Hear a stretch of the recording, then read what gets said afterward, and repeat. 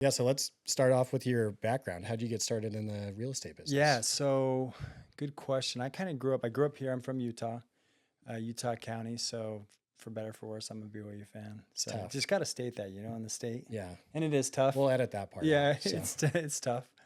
So I grew up there. My father owns a subcontracting business. So I kind of grew up in and around construction. what kind Ac- of subcontracting? They do kitchen and bath products. Cool. So, shower surrounds. And then he would take excess capital and do small developments. Nice. At the time, that didn't really mean anything to me. I just saw that, oh, yeah, there's a project, 20 units or whatever. So I started laying tile for him, got accepted to BYU and went there for their construction management program. So originally I was thinking, oh, I've seen residential. I want to do residential. Yeah. I got an internship to go down to California and do this high rise 43-story residential project down there in Hollywood. And I fell in love with like commercial. Yeah. I'm like, oh, This is I where mean, it's building at. homes is great, right? And Yeah. and I love it, and we've even dabbled in that. And it's awesome. But I'm like, the big commercial is where I want to be. Mm-hmm. So and that was right as the world was turning. Yep. So I'm at BYU in like '06 through '09, and obviously the world kind of fell apart. Yep. So I had a job offer from that group, and actually I kind of felt like I should accelerate my schooling. So I called them up and I'm like, hey, I'm gonna graduate a semester early.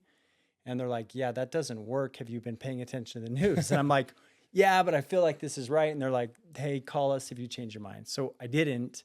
And now all of a sudden I'm a semester away from graduating.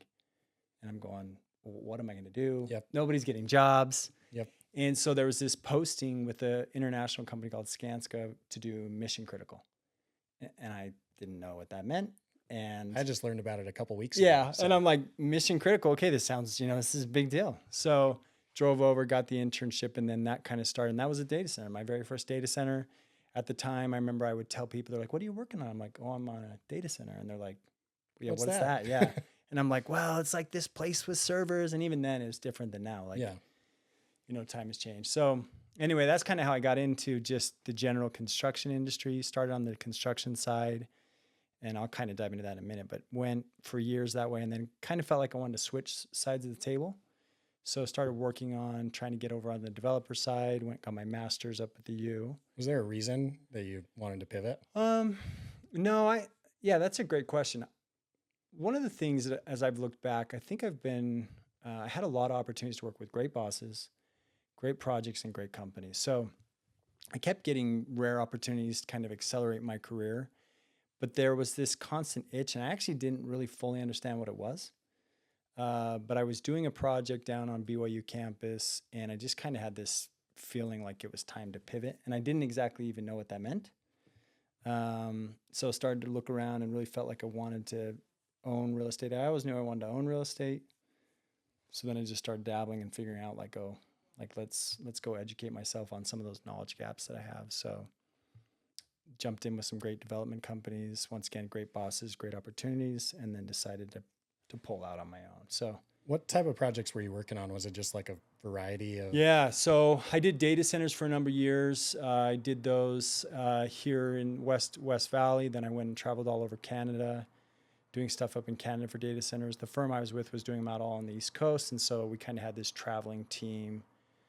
Skanska worldwide is very, very large, but our team was like about 60 people. So it was really neat. You're with a Still huge, pretty big, it's yeah. still big, but global company, but small data center team.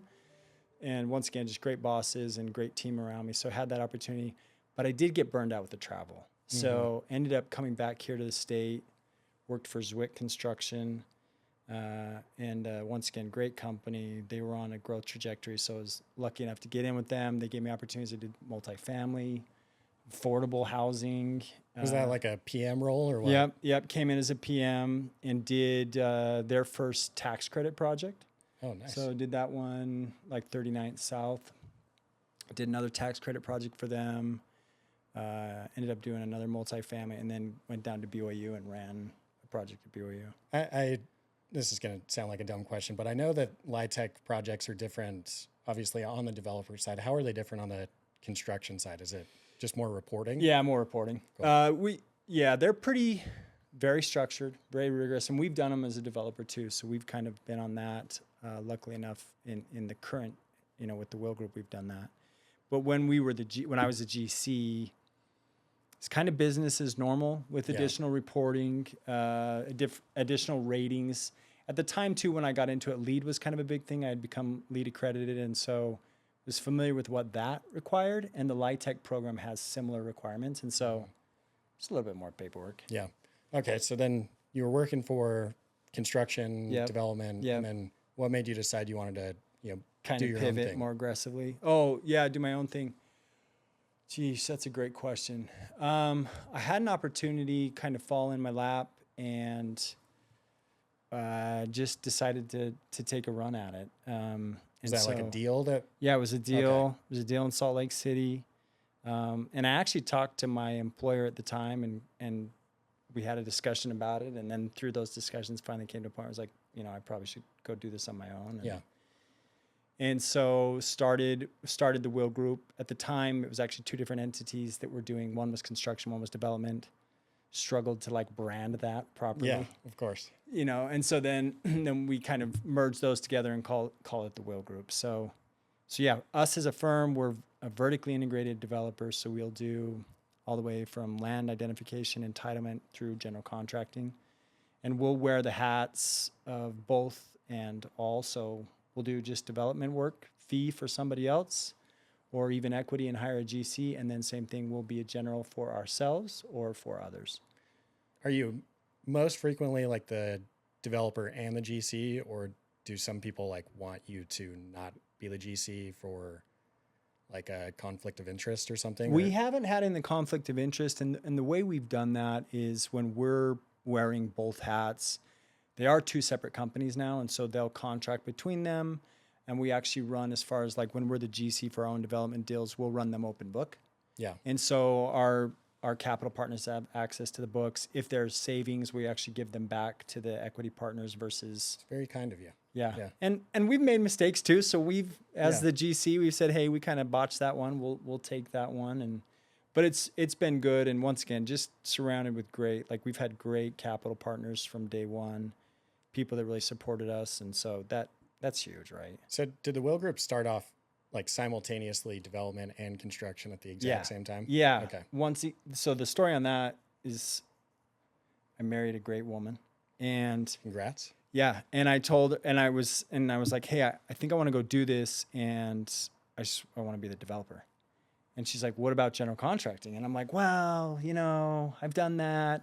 And she's like, well, you've done that for like a long time. Yeah. And you've found success in it. Why would you walk away from that? And I'm like, no, that's a fair point. Yeah, and your wife is always right. Yeah, that's the message of our podcast. Yeah, that is the listen message to of the your wife. podcast. Yeah, and thankfully she actually is. And so, listen to her sound advice, and then especially with the market as tricky as it's been, the construction's been a steady for us. Yeah. So, done stuff for ourselves, done stuff for others. We're doing state stuff right now. We just rewarded a project up at the U. Nice. So it's good. It's been steady and good for us, and great talented team on the construction side. So what does the team look like?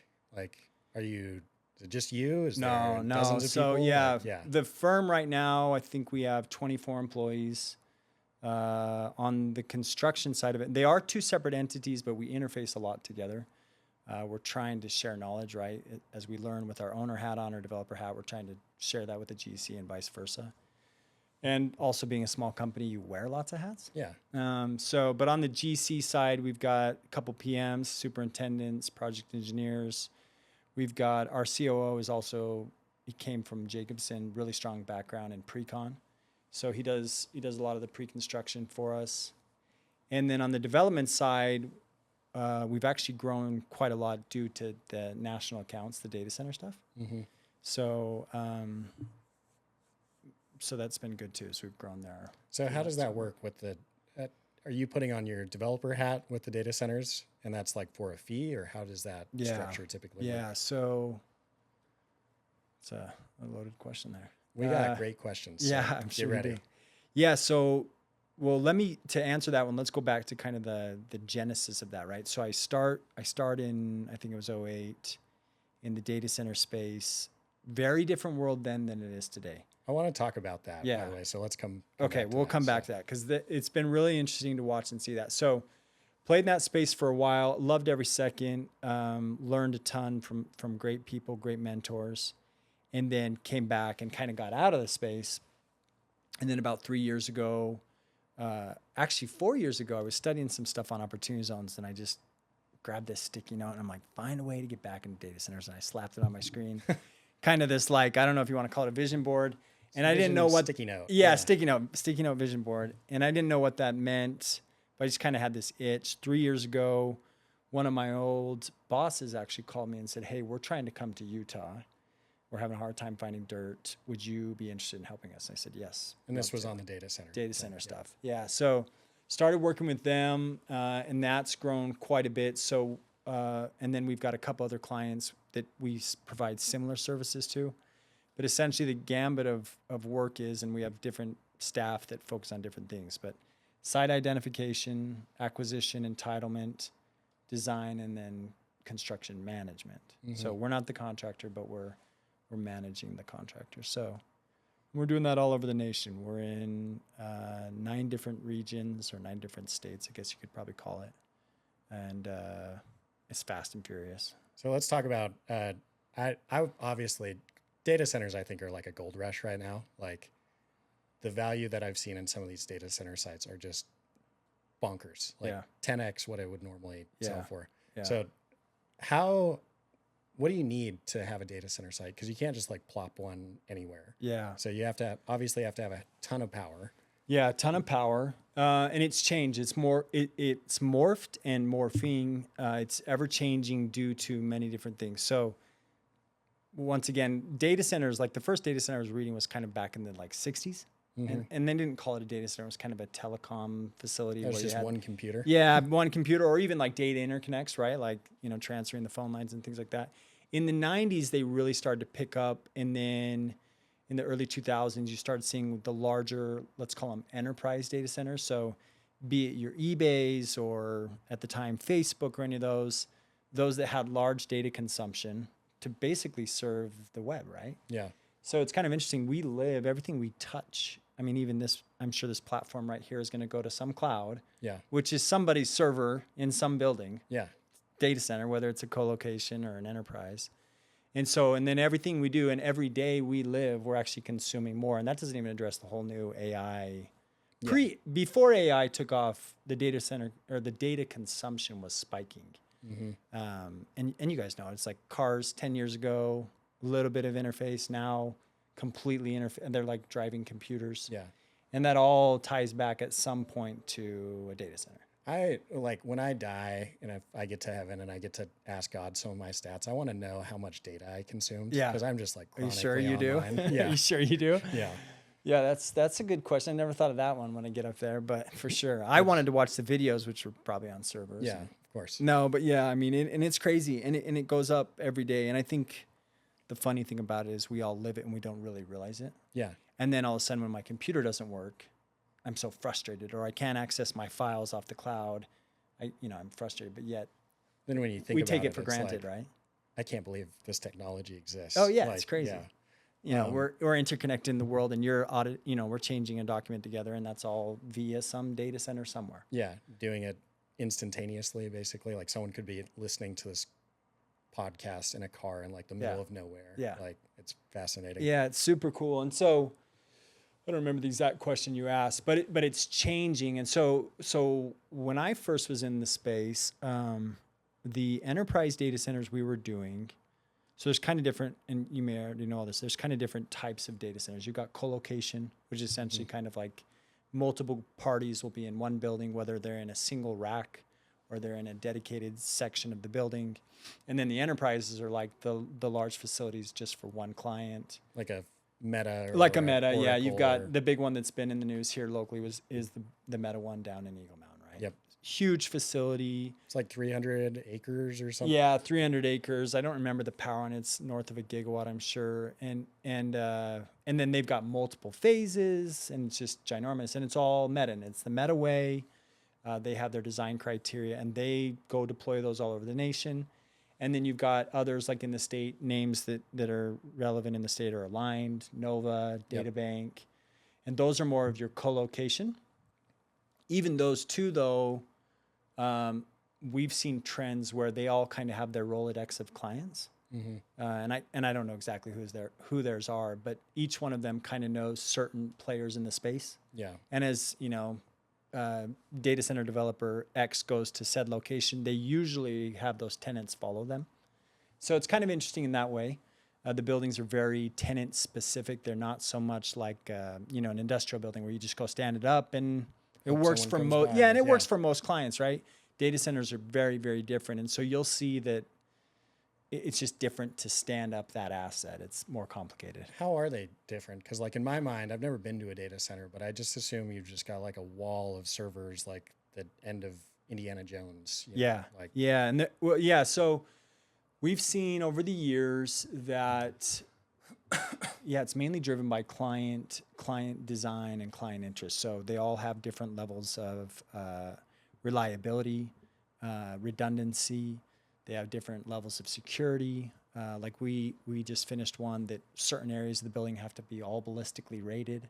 Whoa. You can't. And then they have, back in the day, we actually physically had on the data centers, you would have two grids. So if you were coming from Rocky Mountain Power's northern generation grid, they needed the second source of power coming from a different generation. And so that if that one fell, this one would catch the load. And the buildings are designed in such a way that there's actually, it's called uptime.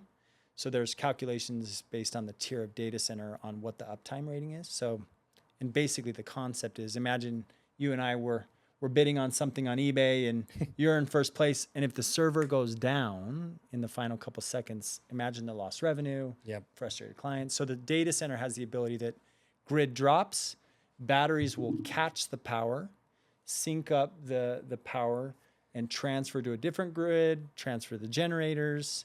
This is crazy. They're really cool. Yeah. They're really cool. And I was lucky enough when I first got into them that we would do what's called commissioning.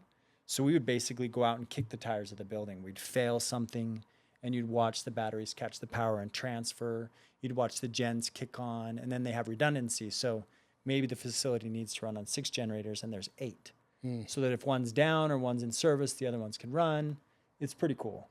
And this is just like so far over my head, but it's fun. And so they obviously require a lot of power for that redundancy. Yeah, a ton and of then power. From what I understand, the enterprise data centers require a ton of water, not so much on the co-location. Is that correct? I think that's incorrect. I think there's more of a place and time. Okay. So like the first data centers we were building, they consumed millions of gallons of water Per day. Yeah, per day. Yeah. And really it was associated kind of with the power.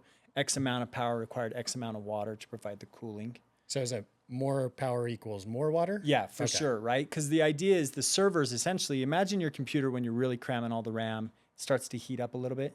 These servers are firing at excessive heat. And so the way the data centers are designed, there's something called a data hall that has all the servers and the racks inside them. And the building's whole purpose is to provide reliable power and reliable cooling. And so they're feeding the servers with continuous power, and then they're making sure they stay cool and they don't overheat. And they're like swamp coolers, basically. Is that correct? Or is it a little bit, probably a little more complicated? It's more complicated, but, sorry about that. But, and the tech's changed over the years. So for example, one of our main clients, they actually have waterless cooling. So we just did a groundbreaking down in Phoenix, and one of the big things it was Mesa, one of the big things was how much water you can consume. And we're like, well, we've got the sinks and the toilets. Oh, okay. But the actual cooling of the servers is a water-free system. Is it just they didn't have the water? Well, they probably wouldn't have allowed the data center without it, but also like technology's changing so that you can deploy a data center in all regions. An area like, well, frankly, here, parts of Utah, we can't allow millions of gallons of water to go to that. It's crippling, and then all over the world, as data centers are being deployed all over the world, there's some places that just could never even do that anyway. So the tech is changing. So I wouldn't say the enterprise is more water consuming and colo's less. I've seen some of the colo companies adopt some of that waterless technology quicker, but the enterprise are very much in that. And I would actually probably dare say that the enterprise a lot of times is also pushing the envelope. Yeah. Right? They've got more capital to deploy. A lot of them are very driven by sustainability measures. I guess maybe the colo guys are a little more nimble. I don't Yeah. know if that's true. Maybe That's preaching okay. a little false doctrine Yeah. here, but anyway, so I think the trend that's for sure occurring is waterless technologies being adopted. More efficient facilities are coming online. There's ratings on how the buildings are calculated on their power efficiency. And so they used to be basically for like 1 kilowatt of consumption on the server level, the building consumed 2 kilowatts. Hmm. So it's basically like tenant pays 2x what they consume. And that's now been brought down so that the power consumption is just a smaller ratio above the consumption. So Yeah. it's kind of let's call it the gas efficiency of a vehicle. Yeah. It's getting better with the data centers over time. And I've heard of groups doing gas electric. Yeah, natural gas. Not gas electric, natural gas for Yep. cooling, assuming. Well, and it's from what I'm understanding, most of those are actually they're the grid. They're providing their own grid. Okay. So in lieu of having a Rocky Mountain Power feed you the electrons, they're generating their own electrons off of natural gas. So Provo Power actually has a lot of their actual grid generation is off of CAT generators. What do you mean? What are CAT generators? So like CAT, the company CAT. Really? The generators run and they're actually creating power that they send out to the grid. That's fascinating. Yeah, so it's interesting, and one of the big things, I don't know if we're going on a tangent, so I apologize. But I love the rabbit holes. So. Yeah, one of the big things we'll see probably over the next 10 years, the crux of all things data centers and AI. I believe Elon Musk, I'm not going to try and quote him directly, but he made a comment that essentially the one thing that will shut down AI is the power. Yeah. We're sprinting towards a power gridlock. Utah is currently feeling that.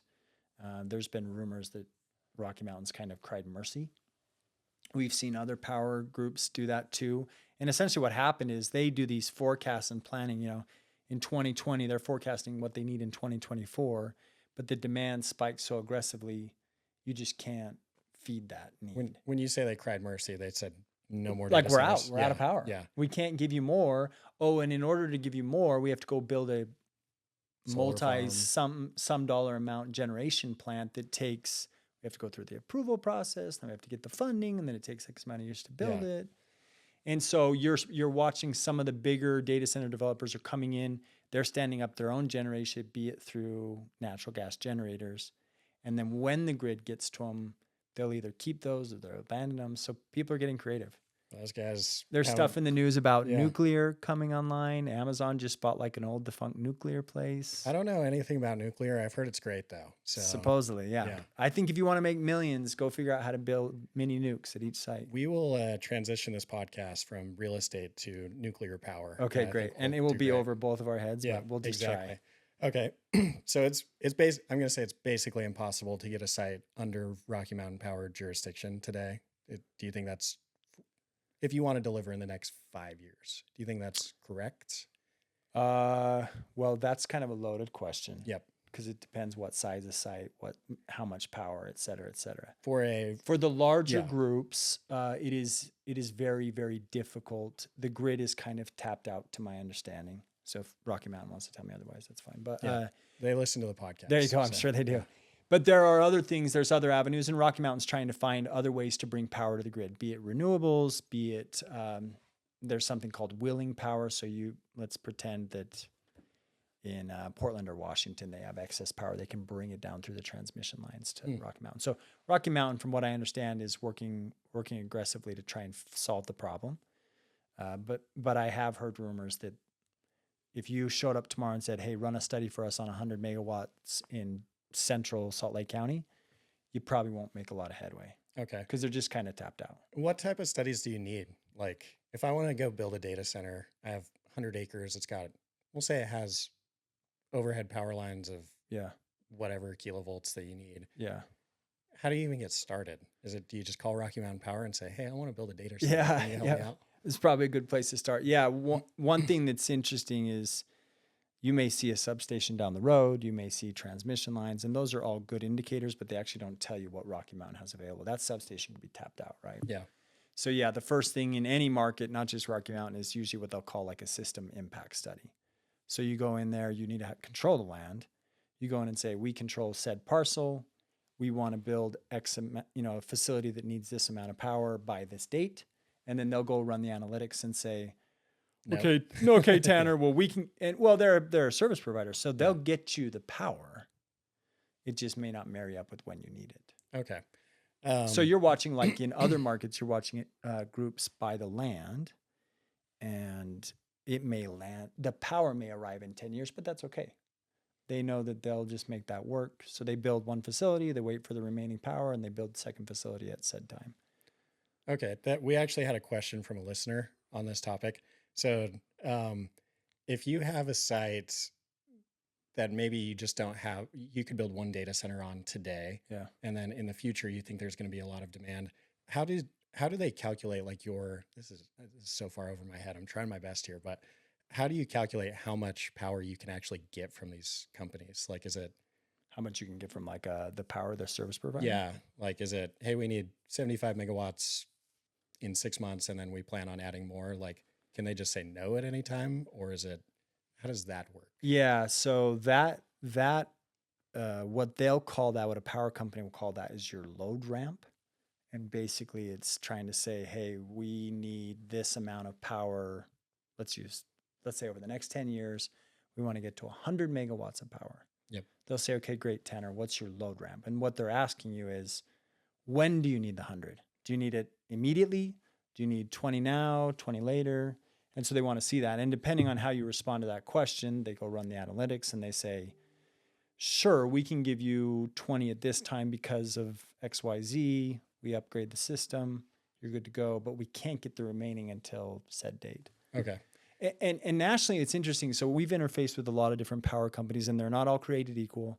And they all have their strengths and weaknesses. There's been a couple that we've actually been on phone calls, and they've said, hey, go here or go there. This area has great transmission and generation, great place for a data center. The only thing that's tricky about that is that actually where your potential tenants want to land? Where do they want to land? It's very different depending on, are they an AI group? Are they like a crypto group? Are they a edged computing group that, like the people that need the instantaneous experience in their service providing?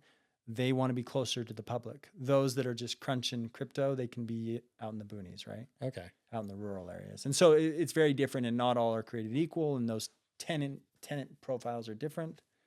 So, in 29 minutes, I think the biggest takeaway is that I know nothing about data centers. So this has been fun. And if you have like 150 acres, do you just build a site for 150 acres, or how do you determine how much square footage you should build for these? Sure. Or is it just tenant driven, saying we need, I feel like right now is a little different because they have such high demand for this that they'll just max out the site. Is that true, or is that not true? I think the short answer is it's true. I think the long answer is it depends, once again, a little bit on like, who's the developer, who's the tenant, what's the type of data center, what's the use case. And it's kind of like any other asset, right? Like, just because you have land doesn't mean you want to drop a podium multifamily there. Like, that may be a better use for single family, or that may be a better use for, garden style or whatever. And though data centers are very different, there's similar concepts there where, like, a housing unit isn't all created equal. And I would say the same thing on a data center, that they're very different. And you can see that. You can go study up any of the top data center developers, and you'll see they all do it different. They all have similarities, but they all do it different. And I think part of that is because their end user is a different end user. Yeah. We had another question from a listener. For a lot of these sites and like across the US, if they have some capacity, they might want to call it 100 megawatts or something, but they can only be delivered 25 megawatts today, or kind of the bottom threshold of what a data center would need. Sure. Would you recommend that they go forward with the lower amount of power, or should they get in the queue for a higher amount in the future? Like, do you think the value is worth it to wait? Yeah, I think the easy answer there is you get in the queue, take what you can get and get in the queue. Obviously, if your performance supports that, right? Does 25 meet the needs that you're looking for, what was your land basis, what were your CapEx costs, et cetera, et cetera. Yeah. But yeah, I think anybody who's probably committed to this space, kind of like that other example I was using, there's regions we've seen where said developer will buy acreage and they'll just develop as much as they can with the power available to them. When the power becomes available again, they'll develop the rest. And they've been in the queue that whole time, right? They've been working with the power company saying, hey, we'll deliver X amount by 2028. Okay, so they plan accordingly. Cool. All right. I think that's enough for data centers that my brain can handle. That's fine. No, I'm sorry if we kind of went on some tangents. No, I think that was great. So let's talk about the projects that you're doing. You've kind of done a variety. Yeah. You've done pretty much every asset class. Is that outside of like hotels maybe? Yeah, no, we haven't done hotels. Yeah. So we've done, and part of that goes to, so the Will Group as a firm, we've done multifamily. We've actually done some single family under a separate entity. But yeah, multifamily, we've done industrial, we've done some land development stuff. We've done office as a GC. We actually haven't developed any office. We have some theories and thesis on stuff we want to pursue in the office space. Let's hear it. Just whatever, same as everybody else. Yeah. Is that a good answer or a bad Sure. answer? We can go as deep as detail as No, you I want, think one thing we're keen on, I mean, there's some phenomenal Class A office developers in the state. We feel like we could probably shine in the smaller, more boutique offering. Yep. Like the building we're in is, I think, 10,000 square feet. We probably have, 6,000 square feet of that. And it's perfect for us. It's got a really high end feel.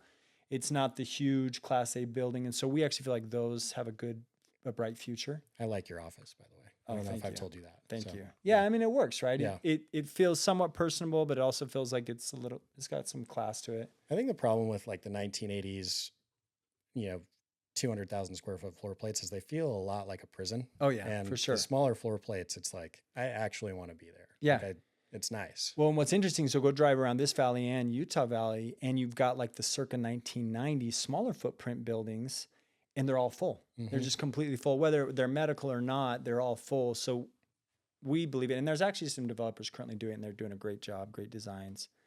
We believe that particular market segment in office should be successful.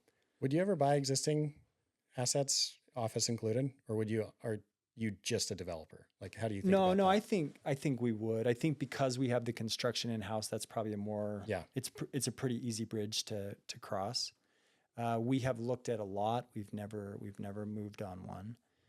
Usually they're more in the multifamily range. I haven't dabbled much in the office. Like this space is cool. I think this is cool. Thanks. I think this is like, it's kind of got that boutique feel to it. And I think these kind of things, I think we'd get really geeked up on. Yeah. We actually chased one earlier this year that was going to be our headquarters. Oh yeah. And we lost it.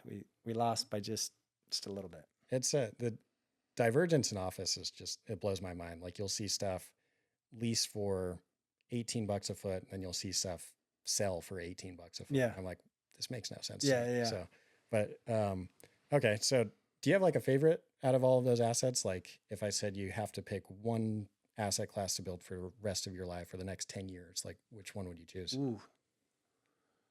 My current favorite is data centers. Yep. And part of the reason I love it is because I love the complexity and kind of the sophistication, the technicality or the technical nature of them. So I do love data centers. They are very large financial lifts, very unique. So, but stuff that like the Will Group we're taking from cradle to grave, I'm really hot on industrial, and I've always had a passion for multifamily. Mm-hmm. Like I drive and see the Post District and see some of those, and I'm just like, oh, that is awesome. It's so cool. Like Yeah. or the Astra, any of that. And obviously those are big marquee projects, but yeah, I do get really excited about the multifamily. Yeah. I like Industrial, providing places. you get excited about it like a different way. Yeah, but, like, yeah, it's different, and I love it. I think they're cool. I think the tilt buildings are great. There's some great CMU. We're finishing a steel one right now that we're pretty excited about. And you're doing those. Are you still doing those as condos for sale? Yeah, those ones are condos for sale. The next one we're actually going to hold them, but yeah. What made you say that you wanted to do those for condos? Because I've talked a lot about how I think that's a huge market that no one's really tapping into. We felt the same way. And then the other thing was, the numbers were a little bit better in that too. I've tried to compete with owner users on existing assets, and they beat me by like 40% every time. Mm. And so my thought process was like, why don't I just like build stuff to sell to these guys? Because like they can pay a fortune for some of these pieces, but it's like, where else can they go? They're investing hundreds of thousands of dollars into the space. Yeah. They want it to be their own instead of getting the rent jacked up on them. Well, yeah, and that's what's interesting about it. We felt like with the ones we're doing, and we're doing kind of like 100,000 square foot minus, and we like the bigger stuff too, but actively we're doing 100,000 square foot minus. And some of the bays can get as small as like 2,400 square feet. And so you go run the math on that. You can do an SBA loan on that. And all of a sudden these end users are paying same and they own the asset versus lease. And so that's attractive too. So that's worked out really well. We're currently putting together kind of a program where said potential buyer comes to the table. We've got a group of different SBA lenders that they can go to and trying to create like that experience. Maybe like what you'd see in the, you know, you go to Ivory Homes and they've got that whole thing dialed out for you. They're like, hey, here's the best lenders, here's the best, you know, all that. So we're trying to see if there's a market for that. I'm a little biased, but I think there is. So I think you are. You're in the space too. And so I don't know, we like it. And you did that with it was a pre-engineered metal building, right? Yeah. Why'd you do that over tilt? Yeah, great question. So we had just finished a tilt, and it went really well. We enjoyed doing a tilt building In Springville, right? Yep, in Springville, and that one went well. We liked that experience. The reason, so then we looked at obviously we played the price game, right? Like tilt versus CMU versus steel, and I think steel kind of has a bad rap because usually they're not the most attractive. They've come a long ways. They have. They've come a long ways, and I think a lot of us too, when we think of a steel industrial building, we think of like the old farm building, the one that's like winds blowing in it everywhere. They're actually really interesting as they've migrated and the technology's changed. They're very efficient, like the sandwich panels. And then we started to look at, hey, if we put some flavor on it, and actually my COO, he got into his Pinterest account, and started doing all this stuff and studying after this. And he came back over one of the weekends, like, hey, I got an idea. So we went to the architect and felt like we could do something different. And I love tilt, but I do feel like you drive up and down the freeway, it's gray, it's white, maybe has a red stripe, a blue stripe, a green stripe. Yeah, the occasional like neon green. And obviously like some people will do like board form and some of those textures which look absolutely amazing, but the price is steep. Yep. And we also feel like this one, when you're in that 100,000 square foot or minus, you don't have the tenant that's rolling in and demanding 32 clear tilt. Like I think some of those bigger tenants, they're not going to accept a metal building. Yeah. It doesn't fall within their standards. And so we took a swing at it. We felt like we had something and it priced out really well. And so, we took a run at it. It looks good. Yeah. So we'll get you back on and we'll talk about how it actually went. We can talk about the successes and failures. Yeah. Have you ever seen anybody do like a manufacturing type of warehouse out of wood? Out of like true wood, like stick framed? Yeah. I was talking to someone about that today. I haven't. I'm sure it's been done. I'm curious. I was hoping that you said yes and it's great, or no, or yes and it's terrible, so I could pick a direction. But I don't know enough about that, but I would assume some of the limitations will come into clear heights and things of that nature. Because at the end of the day, I would assume it's going to be stick framed with steel. Yeah. And so then I don't know, what are the advantages? You'll see, you see similar yet smaller in the retail, right? We stick frame retail all the time. And then we need bigger spans. We integrate the steel. So sure, you could do it. I have heard of a group. Actually, one of my guys worked for a previous developer, and they were very dedicated and focused on mass timber. Yes, I love talking about mass timber. And then AE Urbia, the architecture firm, they've done a lot of studies on it too. I don't know if one's been done yet. I've heard there was one in the works. Okay. Up north somewhere. Let's get a tour whenever that lands. Rumblings, but I would love to see that because they look really cool. Yeah, mass timber's awesome. Yeah. Okay. Do you think there's like sorry, I'm just like grilling you on questions here, but is there like a minimum on like 40,000 square feet? It starts to make sense for tilt. Anything less, maybe it's block. Or we totally believe in that. Yeah. And I don't probably have those numbers very well, but there's for sure sweet spots where like we were actually looking at a deal north of here that was for sale, and they had designed it. I think they were like 15,000 or 20,000 square foot, and they were tilt. Mm-hmm. And there's just not economies of scale for that. Like Totally. you'd be way better at CMU, steel will be better. And honestly, maybe even in that case, you could do stick framed. Mm. We didn't look at it that way, but that actually probably is a really good use case for that. If you do one with stick, just there we slide go. me a I finder's will. fee. I do, and I'll put a plaque on there for Yeah. you. Okay. No, but yeah. So for sure, there's economies of scale, and I think that's too why when you're seeing these 1,000,000 square footers, like tilt is the way to go. Yeah. Like there, it's amazing. Do you think it's just the economies of scale, or do you think it's like site design as well? Like you need the laydown yard and that type of stuff, or what do you think goes into that making sense? Because my problem with tilt is it takes kind of a long time. Like you've got to pour your slab, let it cure, pour your walls, let it cure, then you can stand it up. Mm-hmm, mm-hmm. And I'm honestly surprised we don't see more precast stuff. Well, so yeah, so that's an interesting comment. This market, and I'm sure there's plenty of people that know more about it than I do.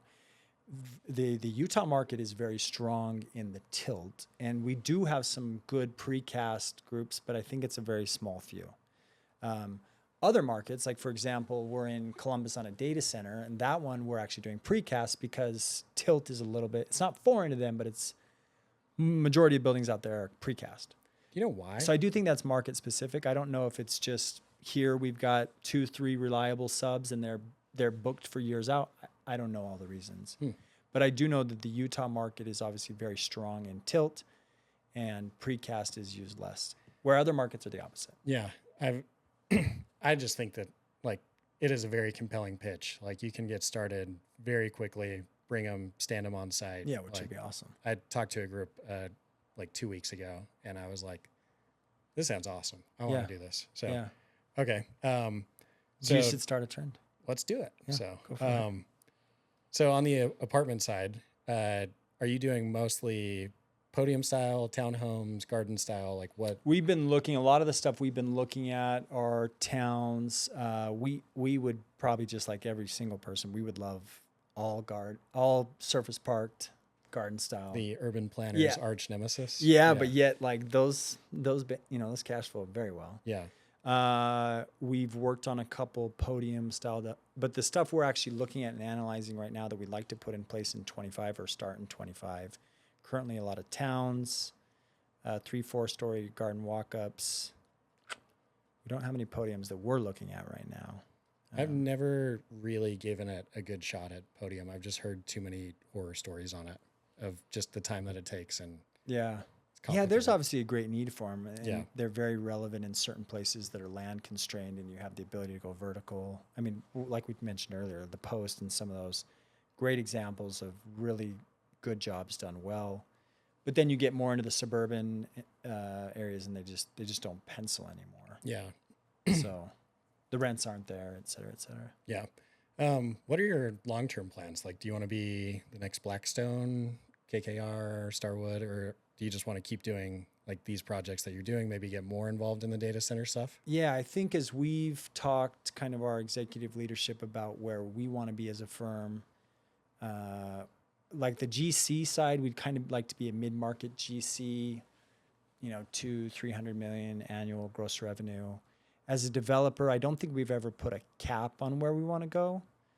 No, haven't thought of being like, the big boys. Yeah. I think we just want to do good projects. We want to be proud of what we do. We want to put like good quality, high aesthetic product on the market.